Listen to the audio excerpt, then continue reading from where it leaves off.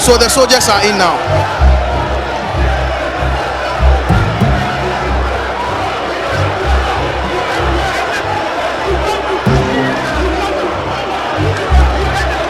I told you.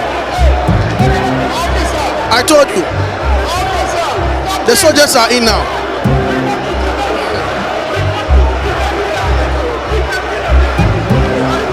The soldiers are taking position.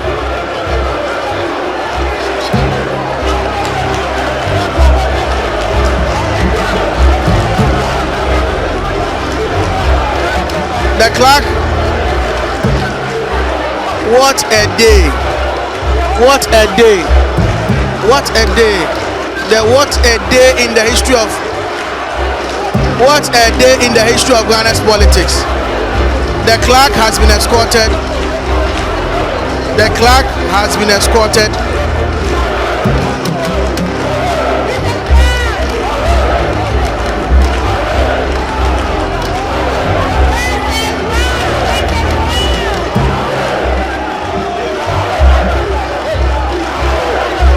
The clerk has been escorted out by police men.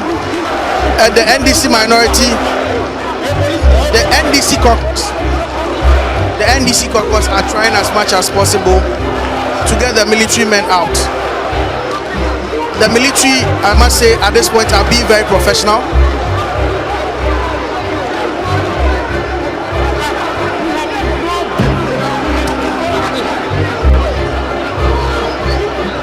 The mace is also being taken out. What? I never thought a day like this would ever happen in Ghana's parliament. But here we are. The mace has to be protected and it's been taken because that is the symbol and authority of parliament. The chamber of parliament, the floor of parliament has been invaded by soldiers. Salom, I told you a moment ago and you doubted it. Now you have it unfolding right before your eyes. So the soldiers are to ensure there is law and order. I think the situation really is about the secret balloting. The soldiers should ensure that the concerns of both sides are taken into consideration.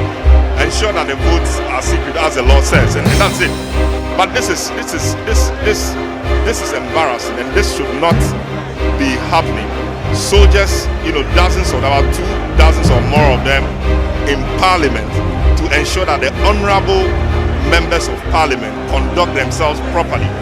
This should not be happening in Ghana's fourth Republican democracy and in should I say the 8th parliament yet to be inaugurated. This certainly is not happening.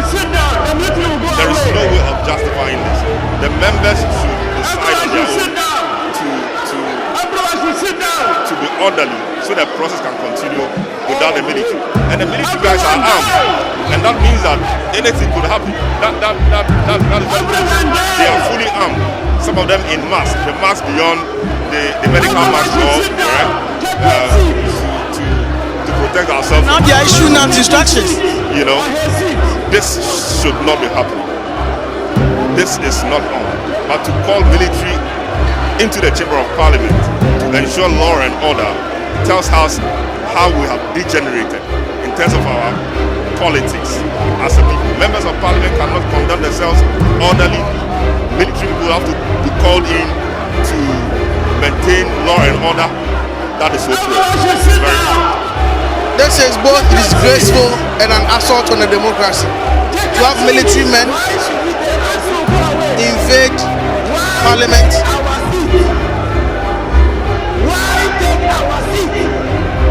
The interesting thing happening is that all members of the MPP side taking their seats and just observing. Almost all the NDCs are on their feet around the soldiers, insisting that they will not take their seats and that the military have no place in the chamber. It is interesting what the military guys will do next. If it appears they are not having their way, it will be very interesting to know what they will do next, given that they are fully armed, whether they will give up and leave or they will insist that why they are here or the reason why they are here is achieved or fulfilled.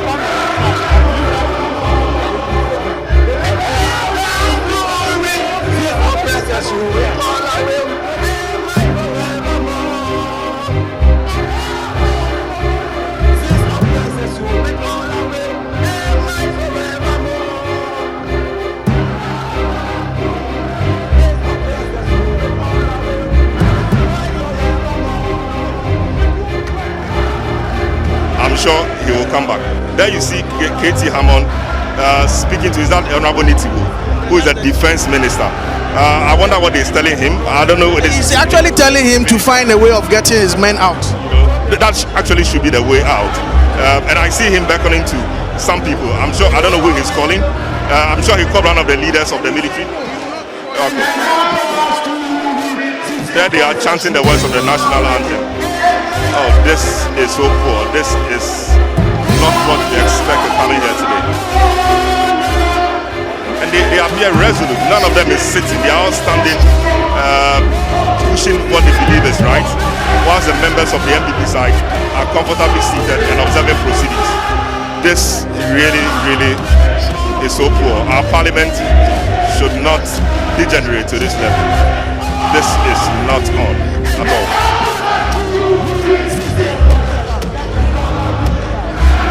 This is absolutely knackers. Military men in parliament,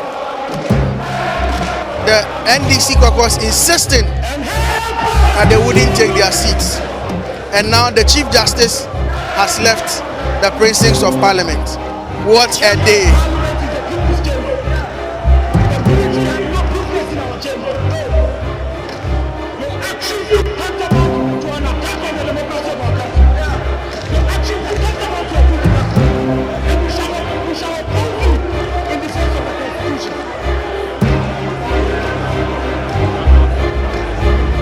There's still a standoff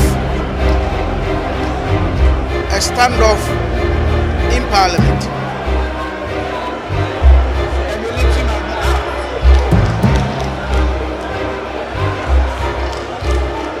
The military are here.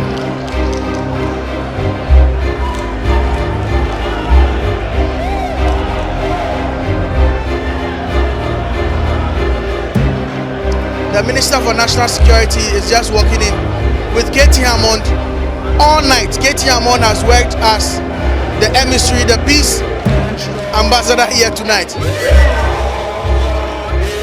They are insisting that the military and the police should leave the precincts of parliament before anything else happens. An interesting night, just about 10 minutes away from 4 a.m. 10 minutes away from 4 a.m. 4 a.m. in the morning. Voting has not taken place. Not even a single person has voted. Not a single person has voted. Not a single person has voted.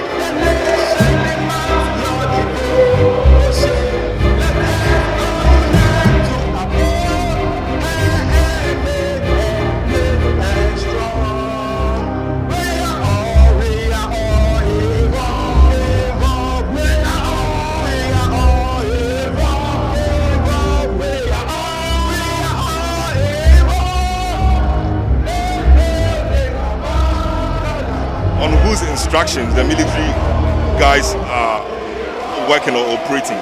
They cannot be working on the instructions of Nitiwo right now because as we speak, Nitiwo has no control over the military. He ceased to be a defense minister by operation of law. As a point of law you are making. Yes, but practically, because he's seen the issuing out commands. He is an interested party. It is not appropriate. It is not appropriate.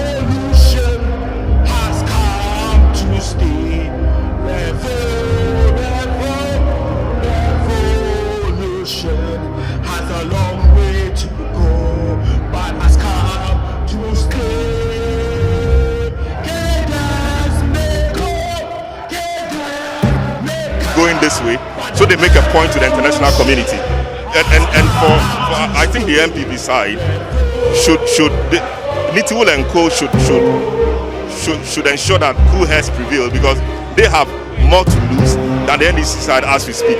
They hold the executive and the international communities watching, observing. They are foreign dignitaries. They are guest foreign heads of states in the country right now, awaiting tomorrow's or today's inauguration. They are watching all these. This certainly is not good for the government. So it is important that the government does everything it can to ensure that this situation is resolved as soon as possible. Calling in military people into parliament is not the way to go at all. So they're broken into the revolutionary chant song going on. We are told that another batch of military men and they're actually walking in now. They're actually walking in now. They're actually walking out now. So they have received instructions to move out now. So the military men are moving out now. That is the way to go. The military has no place in this at all. Not even the police. The police should be the first instant force or security body that should be called in things like this. The military has no place at all in matters like this. And here you are talking about parliament, the place of debate, the place of argument, the place of dissent. And if they are, portraying what really they do as in parliamentarians, you don't need military to come in. What are they here to do? And what can happen? What is the worst? So if the NEC MPs fail to badge, are they going to be shooting? That is wrong. We don't need them here. If anything at all, it's the police. But we don't even need police here. They are marshals of parliament. There are elders amongst them who should be able to ensure that cool heads prevail. We don't want to go back to the days of the military at all. So that's what is happening. And the military men are filing out. No, but they're actually not going entirely. They are standing by the door. I think Katie Hammond is been the star of the day. He has been the star of the day, and he's bringing a lot of his experience to bear on everything that is happening. So there he is, accompanying the military guys out, ensuring that cool heads prevail. And indeed, he's been a deputy minister for interior.